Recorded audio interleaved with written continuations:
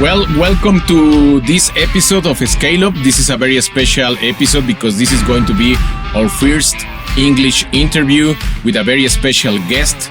And as we have been talking in Scale Up, we are in a very specific economic environment that seems to be pushing from global to regional, but these days, current economy can detach from Asia supply. Today, we are joined by Jim O'Keefe, a global sourcing executive with over 3 decades of experience building industrial supply chains across Asia and North America. Jim currently serves as CEO of Artmark Products. He begins his career in purchasing and supply chain roles and went on to spend more than 30 years helping and build and manage Asian supply networks serving North America markets. He holds a degree in economics from College of the Holy Cross. His expertise spans in key industrial commodities including casting, forging, pressure vessels, valves, industrial fittings, giving him a deep practical understanding of how global sourcing actually works at operational level. In this episode, we go beyond the nearshoring headlines and talk about what's really happening in global supply chain, from supplier development to total cost, tariff, risk, and long-term strategy. If you are in manufacturing sourcing, stay with us because this is where global sourcing gets real. All right, Jim, great to have you here. Let's start with your journey. You have been working across Asia and North America all this year. How did you got into global sourcing since the beginning, Jim? Sure. Thank you very much, Rodrigo. It's a pleasure to be here. Really excited to explain a little bit about my journey through global sourcing and some of the excitement and energy involved with it during that time. So I graduated from university back in the mid-'80s, early 80s actually, with an economics degree, as you have indicated. And I presumed I would go into a finance background or something of that nature. So dealing with stocks, bonds, annuities, insurance, these kind of instruments. But back in the early 80s, 1983, the economy was super tough, very limited jobs, high inflation. The United States was recovering from a really aggressive recession and just beginning to feel the prosperity that would come along with the Reagan years, I will say. Anyway, so looking for a job, I was not able to get one in my prescribed field, so ended up being recruited and taking an entry-level position in a factory as an MRO buyer. Okay. MRO, maintenance, repair, and operation items. So an entry-level job that really was just to pay the bills. But immediately when I got involved into the manufacturing environment, saw the magic that does go on in a factory, parts being produced, designs being developed, and things coming together, I was fascinated by it, really fascinated. And that energized me to learn more about the procurement process and about the different manufacturing disciplines that I would be purchasing. Wow. Yeah, no, I guess trading also at the time was different. So what has fundamentally changed in global sourcing over the last 50 to 20 years? And what were the challenges then? And, what are the challenges now when you compare these two different eras of trade? Yeah, I think at the time that I was entering, U.S. was still doing a lot of manufacturing. We had a pretty good industrial base, but it had begun to diminish due to increased costs and global competition. At that time, the initial trading partners were South Korea, Taiwan, and Japan. Matter of fact, did a lot of work in Japan back in the late 80s. And there, you really got to learn the discipline of working with factory owners and engineers from different countries, transferring technology, getting the information to them, and turning it into a productive responsibility for your company, for your employer. And that's a key thing too, is having an employer who was empowering. And I was fortunate to always work for companies who were trying to get things done and willing to provide opportunity to young people. I was a young person at that time. Go out there and do something, Jim. Get this done. Go to Taiwan, find me sources for these products. Very exciting when you're a young guy and someone empowers you with that responsibility. So that's what made it happen. And there you got to cut your teeth and learn the business. Of course, in those days, global sourcing was much different. You would go on a 3-week trip with nothing but a bag of money, a Nikon camera, and some pieces of paper to fax back trip reports. There you go. You might make 2 phone calls or 3 phone calls back to the States, to your family or the office in 3 weeks. So it was very crazy. Now you're in constant contact. And actually, I kind of miss the old days because it was fun. You went on a trip, you were basically empowered to do what you were going to do, and you came back and you delivered your results. So that's the way it was back then. What's the way now is it's much more immediate, much more dynamic. Of course, we have the rise of China into this equation, and frankly speaking, I put a lot of my energy into China as it came on board in the early 90s, or around 1990 was my first trip to China. Okay. And there you could really see the dynamic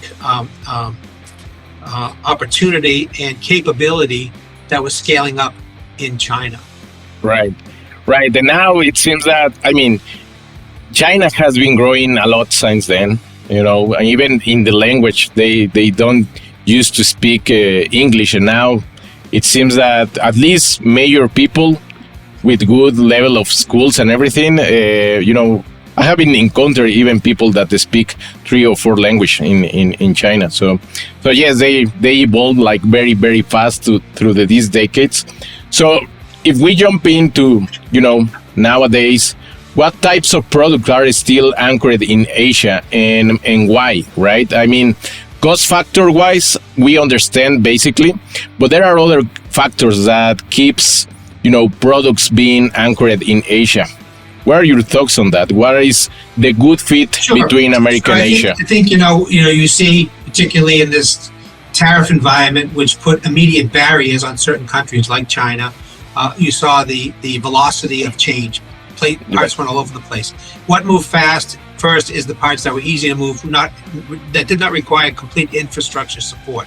So a lot of your soft goods, your textiles, your shoes, your clothes immediately moved to other lower cost countries with less barriers of tariffs. What doesn't move really is the industrial goods that are supported by tooling, heat treating industries, processing industries, plating, galvanizing, things like that. Those are much stickier business and wouldn't just jump to a third country without the development of the capability. So that's where really the smart global sources have worked closely with their sourcing partners to look to add value, increase their automation, do things to maintain their cost structure, even in an environment of increased labor costs. Right. So China, costs went up for labor, but they really didn't lose much business except for goods that were very that were very portable. It could go to other locations very quickly. In a place like Ningbo, probably, a few 100,000 sewing machines left the country literally overnight, And where did they go? Well, they went to Sri Lanka. They went to Vietnam. They went to other lower cost operations where it was easy to develop that capability. Industrially, not quite as easy. And particularly also the role of raw materials. One of the things that China brought to the equation that other places like Vietnam do not necessarily bring is they do have, impressive amounts of raw materials. Right. In my industry, which is mostly valves and pumps, that's my background, we're looking at steel castings, iron castings. So iron ore, coke, steel, brass and bronzes, higher alloys, the Manels, the nickel alloys, the bases like that. These are all things that are endemic to China and allows them to have a cost advantage. Right. If you're in a place like Vietnam, a lot of those goods you have to bring in from other places like China to Vietnam. So you lose some of the advantage of that country based upon those factors. Right. Yes, I guess cost factors have very dynamic way of understanding, but nobody understands that, right? So when a company, let's say a corporate or even mid-size to big-size company, where does company get it wrong when they are trying to move production or they are trying to go to Asia, and how could be successful in order to get it right? Because it's not easy. It takes time. Yes, it takes time, and you have to have a good understanding of total cost, which people do have, but really that needs to be really well honed. You need to have a good model where you can plug in different variables, because we've had some significant changes in variables recently with tariffs popping up, high cost of freight during certain supply disruptions, and currency swings, and then material and energy run-ups. So that model needs to be very dynamic so you can move things in and out and look at what it's going to be. So sometimes people look at the landscape as too static. It's going to be this way forever. We have to be very dynamic and understand that things change. And I think also that there is also a danger in just following what looks like the lowest cost operation from a labor standpoint. Total cost, automation, material costs, logistics, all those things are really critical. And the importers who look at that, the manufacturers that look at that holistically, are always going to do themselves a better job. Correct. And I guess compliance also play a big role. If you don't have a good compliance team, well prepared, from time to time, these kind of roles gets pushed out to logistics team, not precisely compliance, right? And compliance is getting, right now it's on trend, because if you don't have a good understanding on how things are changing, probably they are making a big mistake. So, and how has the decision making has shifted beyond the unit cost? I mean, global sourcing seems to be going to after, the lower cost every time, right? But now China, Asia in general has been growing in terms of quality, right? So what matters more today? Price, risk, resilience? What are your thoughts on that? Well, I think that the cost of quality, or the cost of quality non-conformance, is through the roof. So honestly, you must have to have, that almost becomes a given. You have to have a tremendous quality infrastructure in place to ensure that everything going out the door is good. Because once it's gone out the door, it's too late. In the old days, you might have counted on 5 or 10% scrap or reduction, particularly in the metals or casting goods area, which is my background.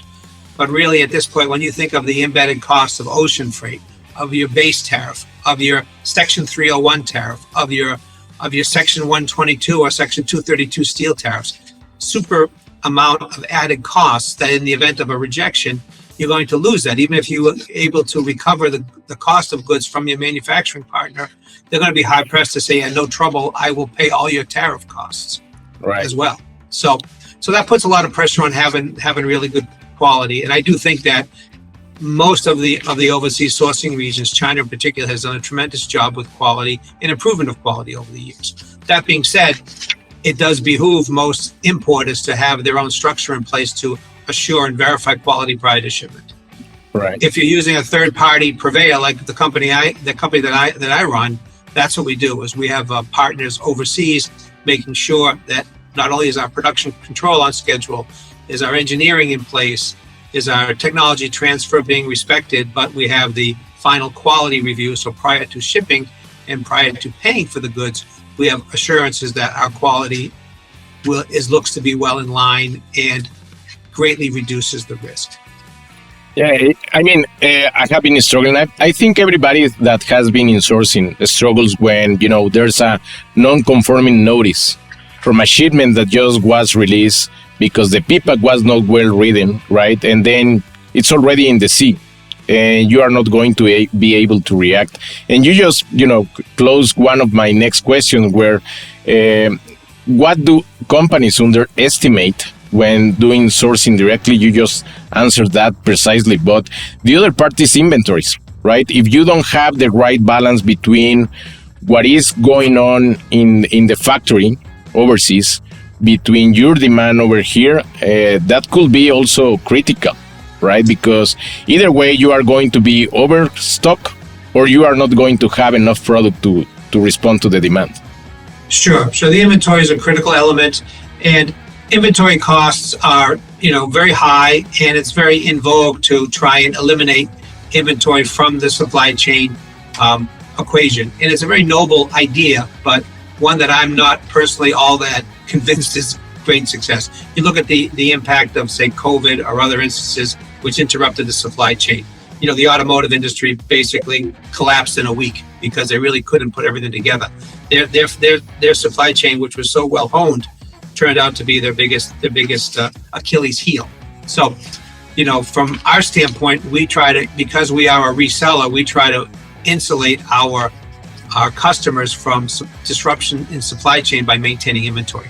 There's some costs associated with that, but generally speaking, most global sourcing companies now and most global commodity users have revamped their inventory position to take into consideration supply disruptions. They've added more supply stock to the equation, and I think that's been critical to try, because it's to try and maintain business. Because if you don't have the goods, you can't ship it. If you can't ship a $100,000 product because you're missing a $3 hand wheel or a label, the product doesn't ship. Right. And so it's very critical. Anybody who's worked in the manufacturing environment has been, beaten up for not having the right goods at the right time. Can tell you that it's always prudent to have sufficient inventory in the pipeline to make sure you can support the production. Now, it has to be done without overburdening your financial system, and that's where sometimes you see the rise of 3PLs and other partners who are maintaining inventory on behalf of their OEM customers. That's one of the things that our company does, and also most people in this business will look at that because it's a very critical model. Right. Also, in that same vein, the use of FTZ warehouses and bonded warehouses to defer tariff costs on goods that are state size is a nice tool to help keep the overall cost competitive. Right, and that was going to be one of my questions, how you are dealing right now with your customers in regards of the tariffs, right? Because it's shifting. We don't know if in the next couple of months it's going to rise or it's going to reduce, and then you change your decision. I mean, the trade agreement is going to get into negotiation the next couple of months, right? Right in the middle of the World Cup of the FIFA, and in the middle of that, we are going to get news getting if the tariffs were up or down, or the negotiation that is ongoing and running was not good, and then we are going to have a conference press from both presidents that probably tariffs are going to change again. And then at the end of the month, probably is going to reduce again, and everybody is going to get happy. So yeah. The uncertainty is the biggest problem for proper investment and for proper business decisions. Right. And our current administration, because of the nature and the way we've been doing things, it's been highly uncertain, completely chaotic, very difficult. That being said, there's opportunity in chaos, quite frankly. All right. Right. And I think one of the reasons why you've seen a lot of industrial inflation is because the world has been desensitized to some extent for price increases, because there is a lot of legitimacy for the price increases. Right. So you see some of that out there, and that's caused some consternation, but it's happening. So all that is a real challenge right now. We're seeing things change month to month, and it's very, very dynamic. So it requires a lot of transparency with your customer base, so that from your suppliers what your costs are going to be. Your transactional costs may vary based upon tariffs, but those things have to get paid. I mean, one thing about tariffs is they do get paid. Importers like myself, we pay the tariff. Okay? Right. The tariff gets paid, and then it gets embedded in our cost to our customers. Very few importers are operating with margins where they can eat the tariffs. Maybe if you had some unique product, like an Apple phone that sells at a huge markup, maybe that can absorb some of the tariffs. But based upon what I see from Apple phone costs, they certainly aren't going down, Right. Highly expensive, right? So I think that, the tariffs are real, they're here, and they're being borne by the consumers. So as they go up, it goes up. As they come down, they come down. But sometimes the speed coming down to the marketplace is a lot slower than it going up, quite frankly. Right. So now that we touch base on that, and probably, trade goes into different cycles. 5 to 10 years is very different. How do you see the future of global sourcing? We will see a shift away from Asia, or an hybrid model moving forward? Well, I do think that there has been some modest reshoring efforts for most of the Western world, for the U.S. and for Europe even, where they've tried to reshore some of their capabilities. But it's very difficult to keep up with the capacity because a lot of the items that are successfully globally sourced are not that attractive to the host countries who purchase these items. Okay, whether you've got manufacturing disciplines that may be traditional foundry, forging, casting, machining work, somewhat old Rust Belt type industries. Young people today don't really want to do those jobs. Okay, so it's very hard to find people at any cost. In China, there's a real challenge with trying to get people to do the jobs that they were happy to do 25, 30 years ago. Right. So that's one thing, and I think that's causing some challenges. But I do think that for the manufacturers and the producers of product, it's key that they protect their core disciplines, their critical IP, and handle that stuff internally, and look to outsource the complementary items, the housings, the baskets that go around whatever they're doing, and then that way they're help insured to protect their IP long term. Also control their supply chain for the destiny of their essential products. So I think there's still a very good.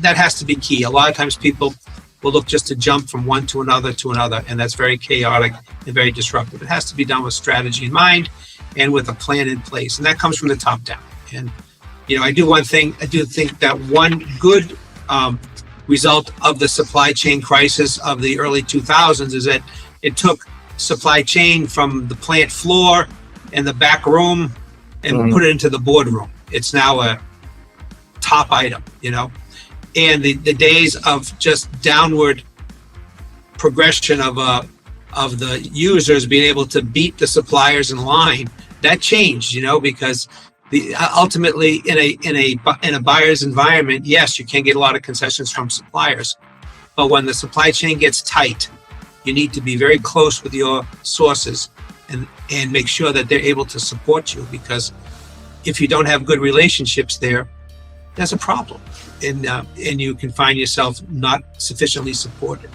There you go.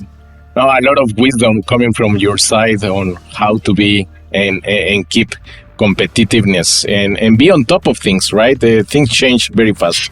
We are entering. Yes, go ahead. Very fast. Yes. Mm-hmm. So we are entering to the end of this interview. I would like to ask you rapid fire questions. All right, if you are okay with that. What is the one overrated trend that you see right now?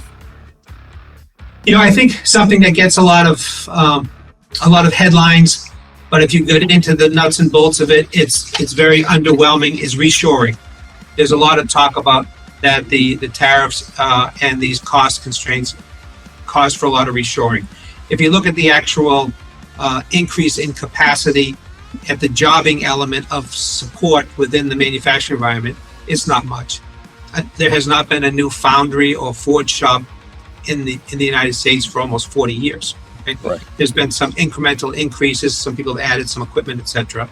There has been some captive sources developed, but still. And why is that too? Because with tariffs and things being fleeting, it's hard to make a 20, 10, 20, $30 million investment in an operation only to be undermined when all of a sudden tariffs are no longer in play.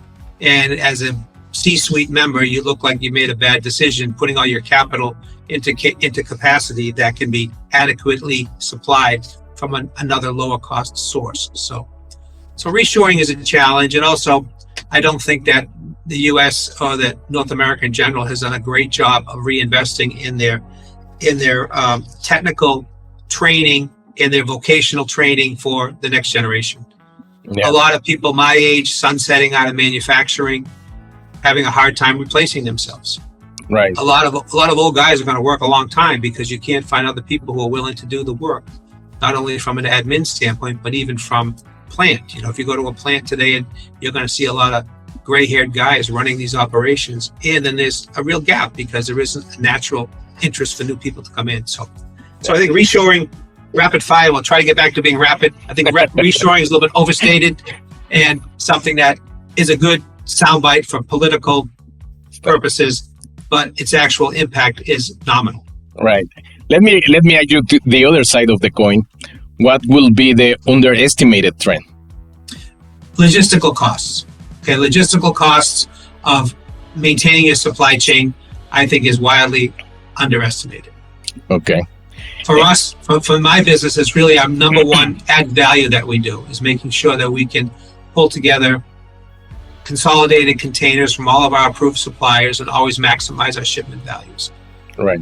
Have excellent tariff control, so we know what we're paying for tariffs, manage the costs in the middle, and that helps us be competitive. For example, we're competitive with our OEM customers' ability to buy direct.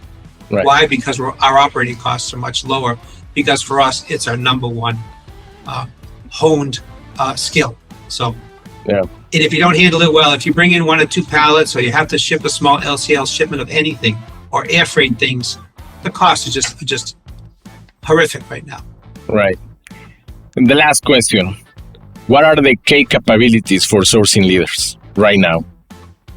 I think the key capability for a sourcing leader really is communication skills, being able to clearly document the vision and execute it to your people, to your suppliers, and to your management, so people understand what's necessary.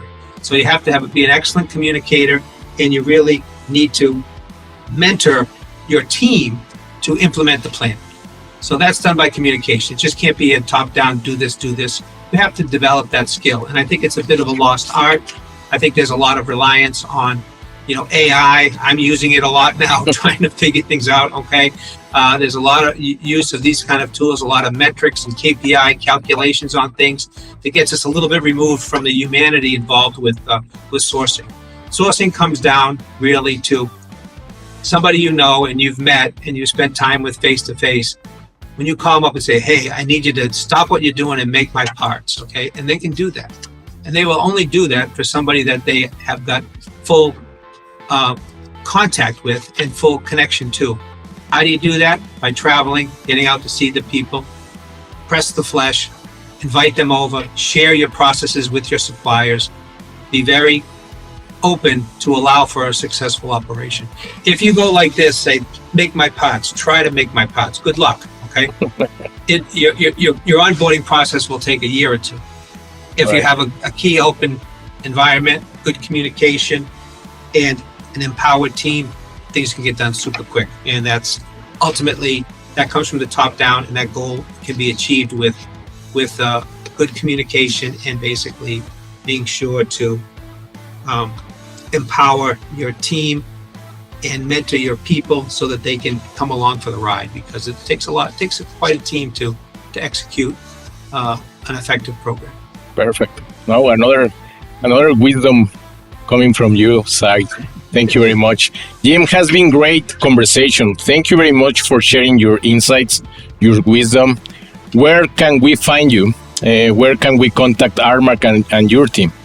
Sure. Well, I'm the CEO of Artmark, and we can be reached at www.artmark.com is our website, and info@artmark.com is our email. We're in Miami, Florida. We've got a nice 40,000 square foot facility here with our FTZ. If you're coming through Florida to take a cruise or something and you have an extra half a day, just give us a shout. We'd love to show you around, show you what we can do.